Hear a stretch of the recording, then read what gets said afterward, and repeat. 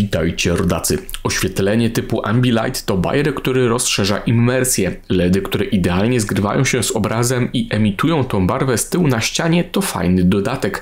Jak zatem działa Litmi Fantasy 3? Oto test. Front opakowania przedstawia głównie zamysł produktu, a na tyle znajdziemy informację, co tak naprawdę robi to urządzenie. Sprzęt jest bardzo dobrze zabezpieczony na czas transportu i siedzi w takim twardszym, tekturowym, wytłoczonym miejscu. W środku znajdziemy przewód zasilający, całkiem dobrej jakości HDMI 2.1 z możliwością przesyłu obrazu do 8K. Są klipsy z mocną taśmą i śrubki do montażu o właśnie tego paska LEDowego. Szpula jest konkretnie dostosowana do tego, ile macie cali w telewizorze, więc ostrożnie wybierajcie wersję przy zakupie. Ostatnie w opakowaniu to instrukcja obsługi. Ta Wam się przyda, bo jest pokazane chociażby jak zainstalować i poprawnie uruchomić LEDy. To jest serce i mózg, czyli elektronika Fantasy 3. Mała skrzynka i dobrze też, że jest całkiem elegancka. Wykonana z plastiku, ale dobrej jakości, a spasowanie komponentów idealne. Na spodzie, w rogach mamy gumowe stopki, by Litmi się nie przesuwało i niczego nie porysowało. Po prawej stronie znajdziemy port USB-C, gdzie wpinamy LEDy producenta, a obok wejście dla USB TV. Po przeciwległej stronie nic nie znajdziemy poza designerskimi wstawkami, które również służą jako wentylacja.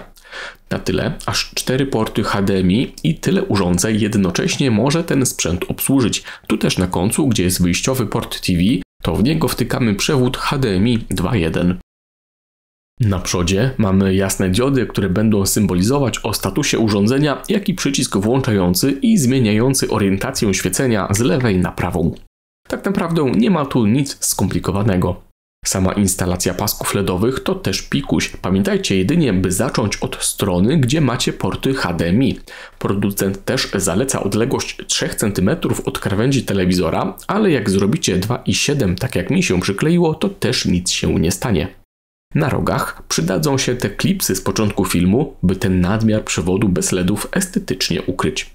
No i najgorsze za nami. Teraz jedynie zostało nam podłączyć laptopa, konsolę czy jakiś dekoder telewizyjny do jednego z 4 portów i możemy się cieszyć z Ambilighta.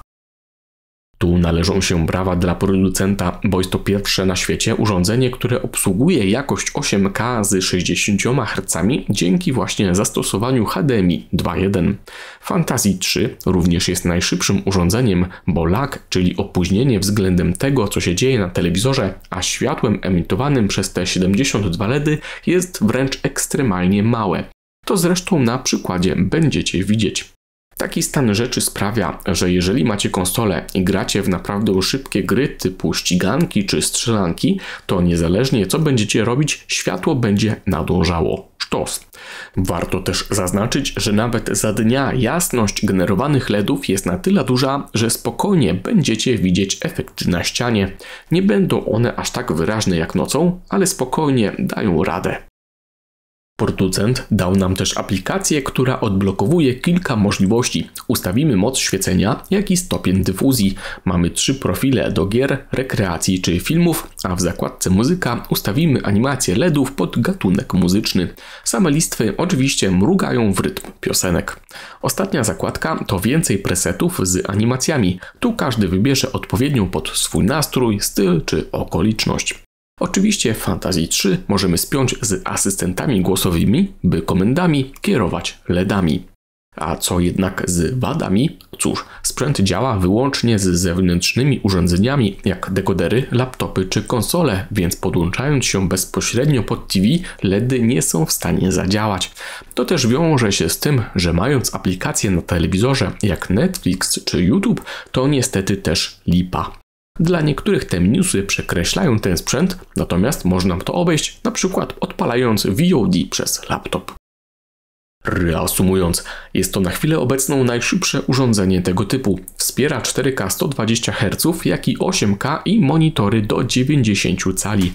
Kolory są naprawdę dokładnie odwzorowane, a jasność jest na tyle duża, że i za dnia widać efekty.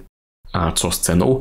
830 zł to sporo. Mając jednak taką kasę i chcąc sobie polepszyć doznania podczas grania czy oglądania filmów, warto w to zainwestować.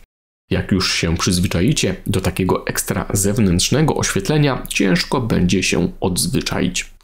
No i cóż, tym oto optymistycznym akcentem zakończymy program. Dzięki serdeczne za uwagę, trzymajcie się i do usłyszenia. Cześć.